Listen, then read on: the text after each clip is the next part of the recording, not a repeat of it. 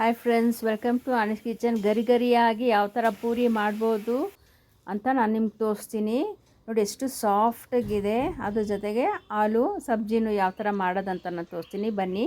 ಮೊದಲಿಗೆ ನಾನಿಲ್ಲಿ 3 ಗ್ಲಾಸಷ್ಟು ಗೋಧಿ ಆ್ಯಸಿಡ್ ತೊಗೊಂಡಿದ್ದೀನಿ.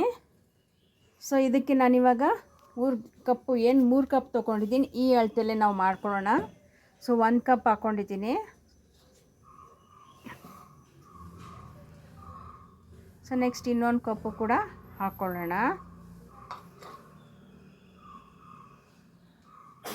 ಸೊ ಇವಾಗಿದು 3ನೇ ಕಪ್ ಕೂಡ ಹಾಕ್ಕೊಳ್ತಾ ಇದ್ದೀನಿ. ಸೊ ಬನ್ನಿ, ಇವಾಗ ಇದಕ್ಕೆ ಏನೇನು ಮಿಶ್ರಣ ಮಾಡೋಂಥ ಸ್ಟೆಪ್ ಬೈ ಸ್ಟೆಪ್ ತೋರಿಸ್ತೀನಿ. ಮೊದಲಿಗೆ ನಾನು ಚಿರೋಟಿ ರವೆನ ತೊಗೊಂಡಿದ್ದೀನಿ. ಇದೊಂದು 1/4 ಕಪ್ಪಷ್ಟು ಚಿರೋಟಿ ರವೆ. ನಿಮಗೆ ಗರ್ಗರಿ ಬೇಕಂದರೆ ನೀವು 1/4 ಕಪ್ಪಷ್ಟು ಚಿರೋಟಿ ರವೆ ತೊಗೊಳ್ಬೋದು. ಸೊ ಇದಕ್ಕೆ ನಾನು ಇವಾಗ ಸ್ವಲ್ಪ ಉಪ್ಪು ಕೂಡ ಹಾಕ್ಕೊಳ್ತಾ ಇದ್ದೀನಿ. ತುಂಬ ಟೇಸ್ಟಿಯಾಗಿರುತ್ತೆ, ತುಂಬ ರುಚಿಯಾಗಿರುತ್ತೆ. ಸೊ ನೋಡಿ, ಇದೊಂದು ಟ್ರೈ ಮಾಡಿ ನೀವು. ಸೊ ಇದು ಸ್ವಲ್ಪ ನಾನು ಕಲಿಸ್ಕೊಂಡಿದ್ದೀನಿ ಡ್ರೈ ಆಗಿ. ಇವಾಗ ಸ್ವಲ್ಪನೇ ನೀರು, ಆಲ್ಮೋಸ್ಟ್ ನಾನು 1 ಕಪ್ಪಷ್ಟು ನೀರು ಹಿಡಿಸುತ್ತೆ ಇದಕ್ಕೆ.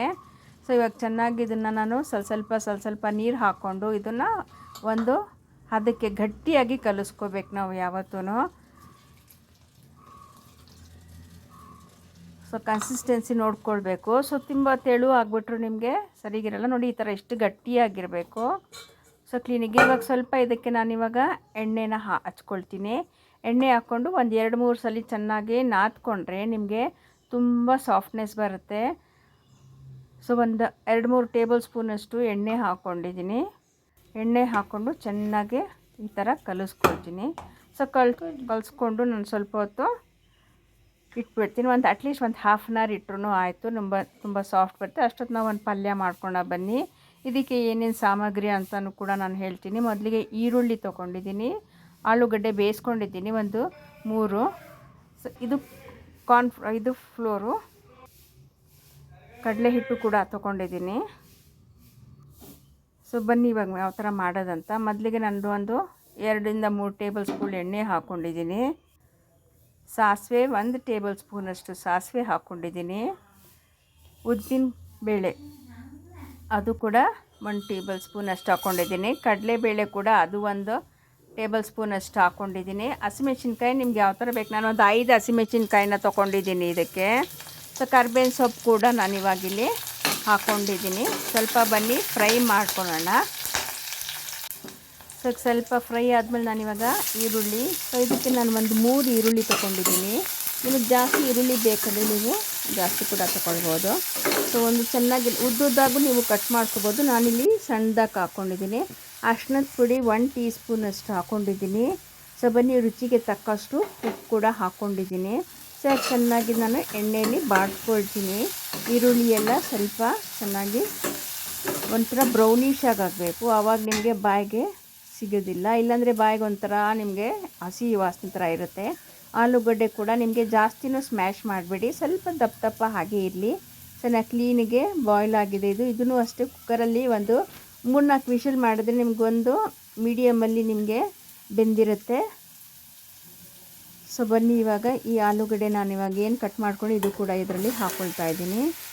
ಸೊ ಒಂದು ಮಿಕ್ಸ್ ಕೊಡೋಣ ಚೆನ್ನಾಗಿ, ಎಲ್ಲ ಜೊತೆಗೆ ಮಿಕ್ಸ್ ಆಗಿ. ಈರುಳ್ಳಿ, ಮೆಣಸಿನ್ಕಾಯಿ ನಾನೇನು ಹಾಕ್ಕೊಂಡಿದ್ದೀನಿ, ಕರ್ಬೇವಿನ ಸೊಪ್ಪೆಲ್ಲ, ಎಣ್ಣೆ, ಬೇಳೆ ಎಲ್ಲ ಅದ್ರ ಜೊತೆಗೆ ಚೆನ್ನಾಗಿ ಮಿಶ್ರಣ ಆಗಬೇಕು. ಸೊ ನೀವು ಇದೇ ಥರ ಬರೀ ಇಷ್ಟು ಮಾಡಿ ಇಟ್ಕೊಂಡ್ರೂ ಕೊತ್ತಂಬರಿ ಸೊಪ್ಪು ಉದುರಿಸಿದ್ರು ಡ್ರೈ ಆಗೂ ತಿನ್ಬೋದು. ಇಲ್ಲ ನಿಮಗೆ ಸ್ವಲ್ಪ ಸಾಗು ಥರ ನೀರು ಥರ ಬೇಕಂದ್ರೆ ನೀವು ಸ್ವಲ್ಪ ಇವಾಗ ನೀರು ಹಾಕ್ಕೊಂಡು, ಇದು ಒಂಥರ ಡಿಫ್ರೆಂಟ್ ಆಗಿರುತ್ತೆ. ಇದನ್ನು ಪೂರಿಗೆ ಚೆನ್ನಾಗಿರುತ್ತೆ. ಸೊ ಸ್ವಲ್ಪ ನೀರು ಹಾಕ್ಕೊಂಡು ನಿಮಗೆ ಡ್ರೈ ಬೇಡ ಅಂದರೆ ಇದು ಥರ ಕೂಡ ಮಾಡ್ಕೋಬೋದು.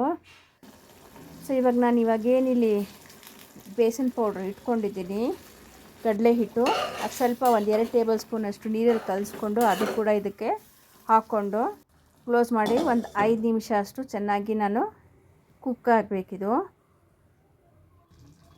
ಸೊ ಬನ್ನಿ, ಇವಾಗ ಸ್ವಲ್ಪ ಒಂದು ಫ್ಲೇವರ್ ಕೊಡೋಕ್ಕೋಸ್ಕರ ನಾನು ಅಚ್ಕಾರದ ಪುಡಿ ಕೂಡ ಹಾಕ್ಕೊಳ್ತಾ ಇದ್ದೀನಿ.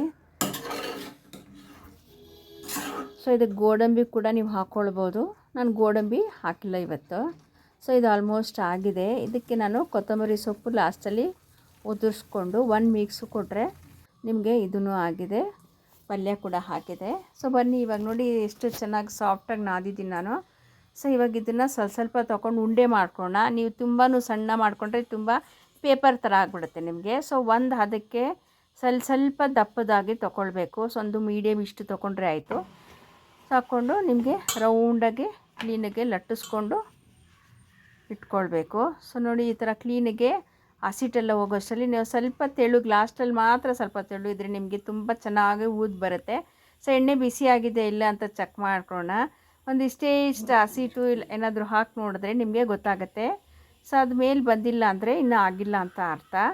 ಸೊ ಮೇಲೆ ಬಂದರೆ ಇಮಿಡಿಯೇಟಾಗಿ ಆಗಿದೆ ಅಂತ ಅರ್ಥ. ಸೊ ಬನ್ನಿ ಇವಾಗ ನಾನಿದು ಕ್ಲೀನಿಗೆ ಎಷ್ಟು ಬಿಸಿ ಇರುತ್ತೋ ನಿಮಗೆ ಅದು ಮೀಡಿಯಮ್ ಫ್ಲೇಮಲ್ಲಿ ಆಮೇಲೆ ಇಟ್ಕೊಂಡು ನೀವು ಅದೊಂದು ಸೀಕ್ರೆಟು. ಹೈ ಫ್ಲೇಮ್ ಮಾಡಿಬಿಟ್ಟು ಚೆನ್ನಾಗಿ ಕಾದ್ಮೇಲೆ ನೀವೊಂದು ಮೀಡಿಯಮ್ ಫ್ಲೇಮಲ್ಲೇ ಒಂದೊಂದು ಪೂರಿ ಮಾಡ್ಕೊಂಡು ಹೋದರೆ ನಿಮಗೆ ತುಂಬ ಚೆನ್ನಾಗಿ ಊದ್ಕೊಂಡು ತುಂಬ ಚೆನ್ನಾಗಿ ಬರುತ್ತೆ. ನೋಡಿ ಈ ಥರ ಕ್ಲೀನಿಗೆ ಬರುತ್ತೆ. ತುಂಬ ಗರ್ಗರಿಯಾಗಿ ನಿಮಗೆ ಕ್ಲೀನಿಗೆ ನೋಡಿ ಸ್ವಲ್ಪ ಪ್ರೆಸ್ ಮಾಡ್ಕೊಳ್ಳಿ ಮಧ್ಯ ನಿಮಗೆ. ಸೊ ಹಾಕಿದ ತಕ್ಷಣ ಕ್ಲೀನಿಗೆ ಇನ್ನೊಂದು ಕಡೆ ನೀವು ಫ್ಲಿಪ್ ಮಾಡಿದ್ರೆ ನಿಮಗೆ ಕ್ಲೀನಾಗೆ ಊದು ಬರುತ್ತೆ.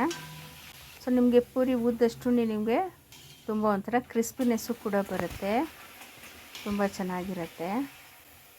ಸೊ ನೋಡಿದ್ರಲ್ಲ ಈ ಥರ. ಸೊ ಇದೇ ಥರ ಎಲ್ಲದಕ್ಕೂ ಬ್ಯಾಟ್ರಿ ಮಾಡ್ತೀನಿ ಇದಕ್ಕೆಲ್ಲ.